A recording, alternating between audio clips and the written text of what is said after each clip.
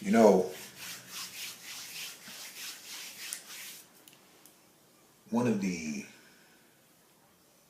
arguments that was used to defend slavery was that if you release this Negro,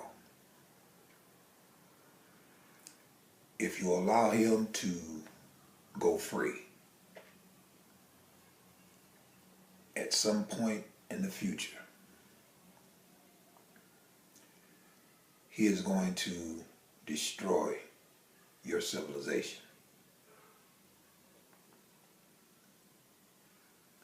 This was one of the major arguments that the advocates of slavery espoused.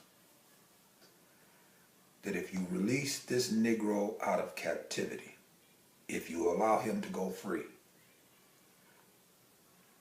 he is going to destroy your civilization. Fast forward into the future, you had Birth of a Nation,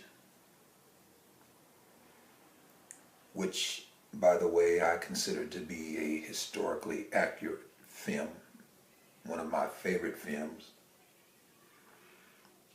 But Birth of a Nation also tried to warn America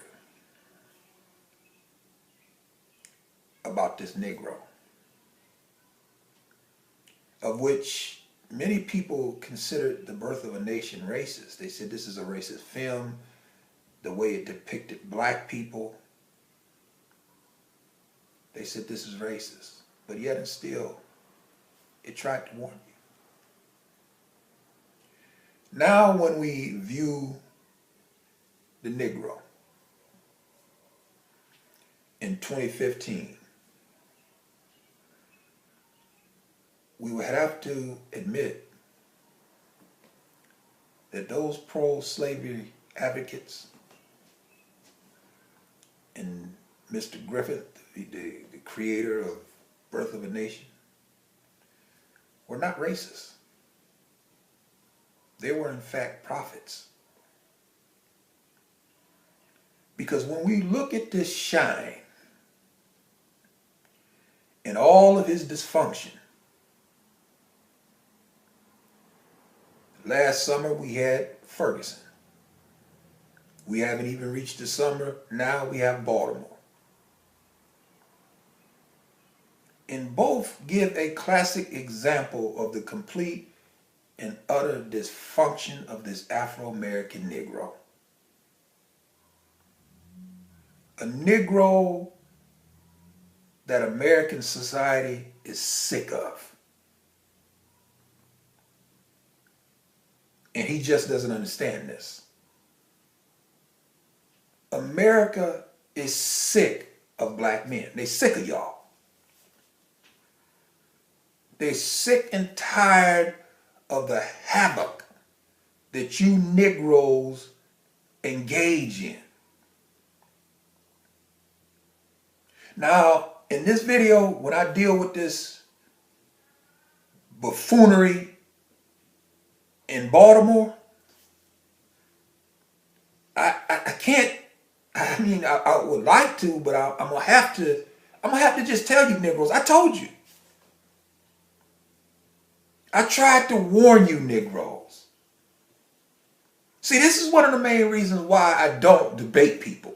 And you got people who become butthurt over my videos and they want to argue and fuss with me. This is one of the main reasons why I refuse to do it. Amongst many other reasons. I mean, I don't debate my intellectual inferiors. I'm not going to do that. I told you I only debate my equals. But the other reason why I don't debate is because everything that I have tried to tell you Negroes in these videos has come into fruition. I sat back in many of my videos. As a matter of fact, my entire No Hope, No Change classic series is predicated upon the premise that the Democratic Party fucks y'all. They don't care nothing about you. Their policies are diametrically opposed to your advancement. Yet you slaves vote for them in every fucking election, some 98%. I told you Negroes this. Now we see it in fruition. Because now you have these shines in Baltimore crying and moaning about the fact that they don't have jobs and their schools are crumbling and they're dilapidated. They're not educating the children and oh, woe is me. This is what they said when they interviewed people there in Baltimore. This is what they said. It's because of Mr. Gray, but also it's because of the crime, the poverty, and the poor schools. Well, wait a minute, Negro. Wait a minute. I tried to tell you, Shines, that your Democratic Party don't care anything about you. I've tried to tell you that their policies mean you no good. I've tried to tell you, Negroes, that when you look at these poor cities, when you look at these crumbling cities, when you look at these cities where you have lots of crime, drugs, crumbling infrastructure, poor schools, when you look at those cities are ran by your Democratic Party. I tried to tell y'all. This is the reason why I don't argue with you Negroes. Because when I told y'all that, you got a lot of Negroes who want to come back and argue and make videos and put my image in their video and put my name in their title, trying to call themselves deconstructing my position. Well, you can't deconstruct. All you have to do is look at Baltimore. There's a classic example of Democratic policies. There's a classic example of white liberal policies run amok. So there is nothing to deconstruct. When you have these shines there in Baltimore complaining about we don't have any jobs, our schools are crumbling, they're not educating our children. And if you go to Baltimore, or if you go to any of these crumbling cities that you have that are ran by Democrats, what you gonna find? You're going to find a school board full of Democrats. You're going to find a city council full of Democrats. You're going to find a Democratic mayor. You're going to find a Democratic police chief. This is what you're going to find in these pockets of poverty, not only in Baltimore, but yet and still you Negroes. And I tried to tell y'all this. I told you so. You Negroes go out and vote 98% for the same party. It defies logic. But this is what you Negroes do. I tried to tell you Negroes. Another reason why I don't debate y'all. I don't debate folks. I'm not doing it. I tried to tell you Negroes that the black church has failed you. Now you see right there in Baltimore, as with these other pockets of poverty, you have a church sitting on every fucking corner. These black pastors are not proactive, they're reactionary. After the riot, here they come. I told y'all that. These Negroes offer no programs to deal with that poverty. Now you got black pastors talking about, well, we need to do something about, wait a minute, pastor, wait a minute, time out. Fuck that. How long have you been at this church? And that shine will tell you, I've been in this church 10 years. Okay, you've been in this church 10 years, you've been here 20 years, and we know you don't live in the community. We know this. Your church is in the heart of the ghetto. You stay in the suburbs. I told y'all this. I tried to tell y'all. You don't give a fuck about that community. I tried to tell y'all this. Those black pastors there in Baltimore could care less. The only reason why you find them coming out now saying anything is because of the fact that the nation is looking at Baltimore. And they're wondering, well, what is the black church going to do? The black church is going to do what it has been doing for the last 10, 15 years. Absolutely nothing. This is the reason why I call them well-kept monuments of spiritual and social and political failure. I tried to tell you Negroes. That's why I don't argue with y'all. I told you Negroes that your black leadership has failed you. I told you Negroes, your leadership don't give a fuck about you. I tried to warn you Negroes. And you Negroes get butthurt and y'all want to come back and y'all want to fuss. And this is the reason why I don't debate you. Because now it has come into fruition. Now you have a riot in a city being burnt to the ground. And you got a black police chief. You got an ignorant, buffoonish black mayor. You got a black city council. And you got a population of Negroes making up 63% there in Baltimore. This is what you have.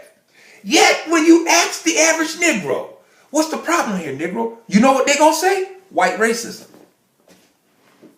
I tried to tell y'all, man. I tried to sit back in my videos and tell you Negroes this is what was coming down the pipe. And you Negroes getting butthurt. Y'all want to argue. Y'all want to fuss. This is the reason why I pay y'all no attention. This is the reason why I do not respond.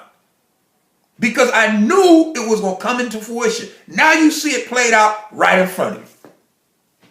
The failure of your Democratic Party and their white liberal policies. The failure of your black leadership. The failure of your black church. I've tried to tell you Negroes this in video after video after video after video that I've produced. I tried to tell you Negroes, and y'all refuse to listen. You Negroes are your own worst enemy. Now you got these shines sitting there in Baltimore, once again, burning down their own neighborhood. You got these Negroes right there in Baltimore, once again, burning and looting and robbing the place where they have to stay. You got these Negroes once again now. Now, we ain't even got to go back to Ferguson. Because you Negroes had the riots of the 60s. And some of those communities that these Negroes torched in the 60s after the death of Martin Luther King, some of those communities to this day have not recovered. But yet you Negroes have not learned that lesson. Because every time you Negroes get buttered, you take an opportunity to torch your own shit. And you don't understand how this makes you people look. You Negroes actually think you're doing something by burning down your own community. Burning and looting stores. And then you shines are so politically inept that you sit back and you support a party whose policies is responsible for your poverty. Negro. Shine, listen. You have a Democrat in the White House.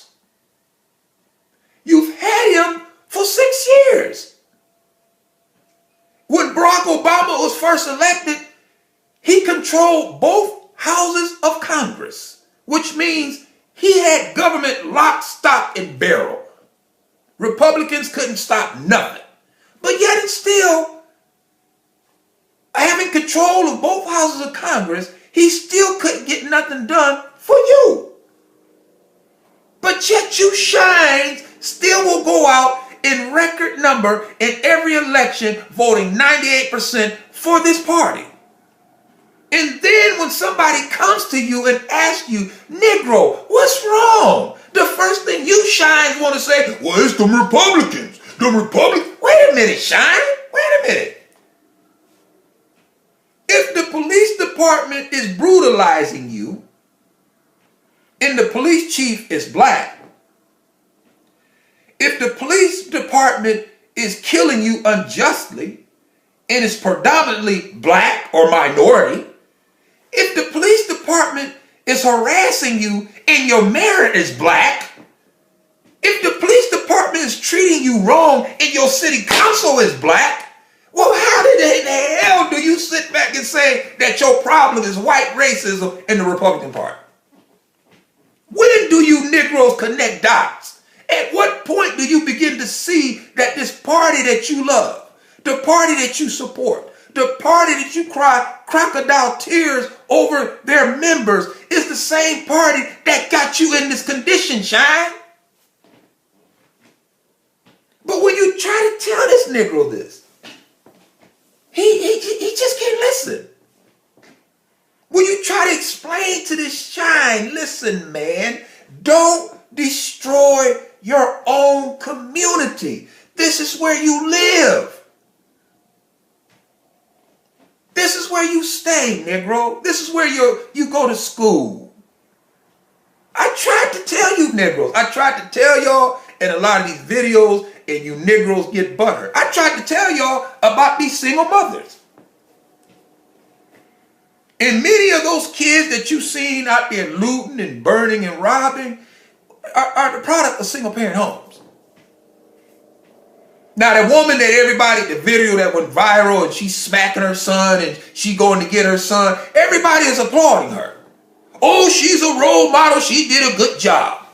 Oh, she's doing it. They're talking to her and they're interviewing her and oh man, they're applauding this woman because she came down there in a war zone and grabbed her son, smacked him in the head, basically whooping his ass. And you got everybody who's applauding that, but me. And the reason why I'm not going to applaud it is because the question that I have for those Negroes there, and the question that a lot of people refuse to answer, is where was the father? I mean, if I have a son, and his mother calls me and tells me, you know, Junior is down there at that riot and that protesting down there, I'm about to go get him. My first response to her is, no, I'll go get him. Why is this single mother down here getting her son? Where is the daddy? And that's the reason that you have a lot of the buffoonery that you see not only here in Baltimore, but in black communities across this nation. Because of these Negroes not being able to be fathers to their sons. And I tried to tell y'all that, and you Negroes get butthurt. But again, you see it being played out. It's being played out right in front of you with these savages and that's what they are. They're not protesters. They're savages. And you Negroes need to start calling them what they are. These savages took advantage of yet another sad situation so that they can get them a PlayStation, some tennis shoes, you know, some jewelry and liquor. While you had those shines. And, you know, this really speaks to the volume of the dysfunction of this Negro. You had Negroes. You had black men looting liquor stores, grabbing liquor, drinking the liquor, and then after consuming the liquor, these shines throw the empty bottles at police officers and fire trucks.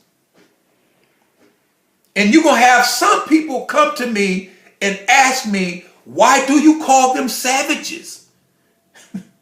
What do you want me to call them? I mean, this is the kind of buffoonery that you have with this Negro. And this is the reason why American society is sick of you. They're sick and tired of you, Negro. And you just don't understand the fuse that you have lit. You don't get it. And see, because you don't have black leadership, because you don't have a black church, because you don't have a black father who's going to sit your ass down and tell you, listen, Negro, you lit a fuse and it's burning. And soon, one day, this powder keg is going to explode. And Negro, you're not ready for the ramifications of that destruction. You're not. We know you're not. Look at you. Negro, you're not ready, Negro. You're not ready for anything. All you want to do is get a pair of tennis shoes, a bottle of liquor, and you have these white folks and other nationality stockpiling weapons, stockpiling ammunition, stockpiling canned goods, water, bottled water, generators, flashlights. That's what they doing, Negro.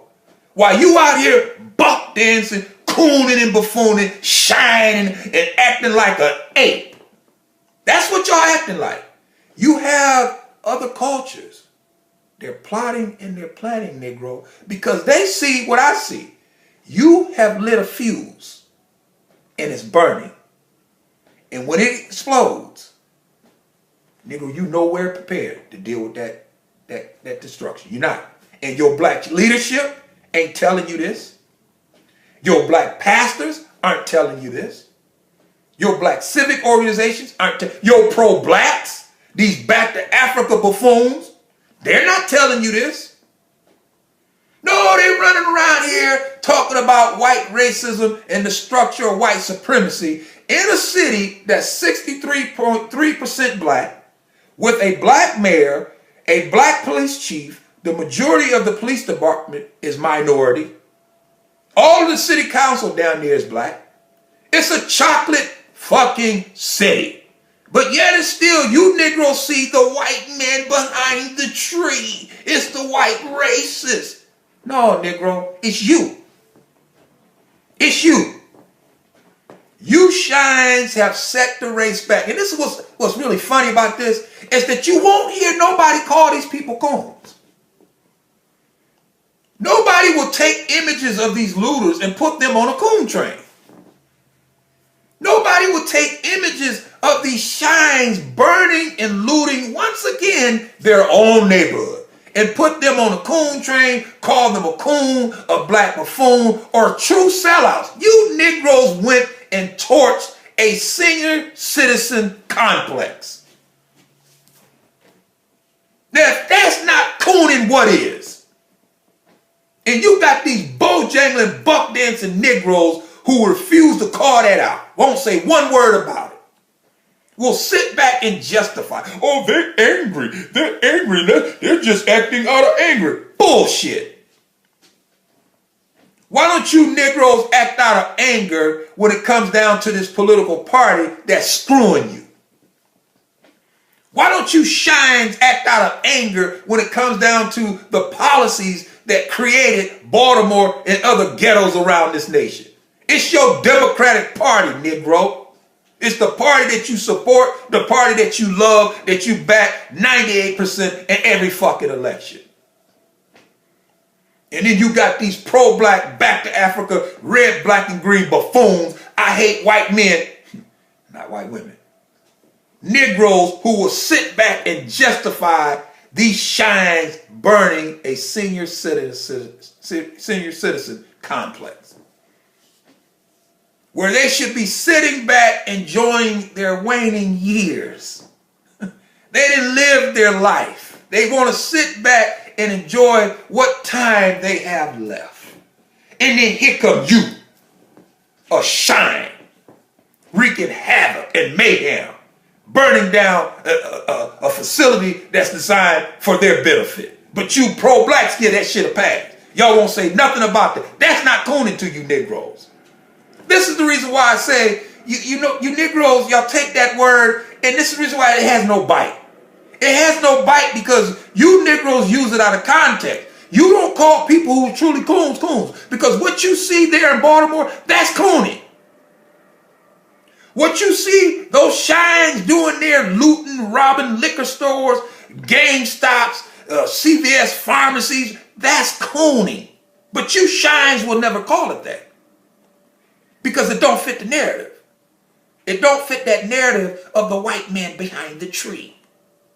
And you Negroes hate it. I know y'all do. Because I know y'all. Y'all hate it. Boy, it just burns y'all's butt that you got a Negro mayor, Democrat.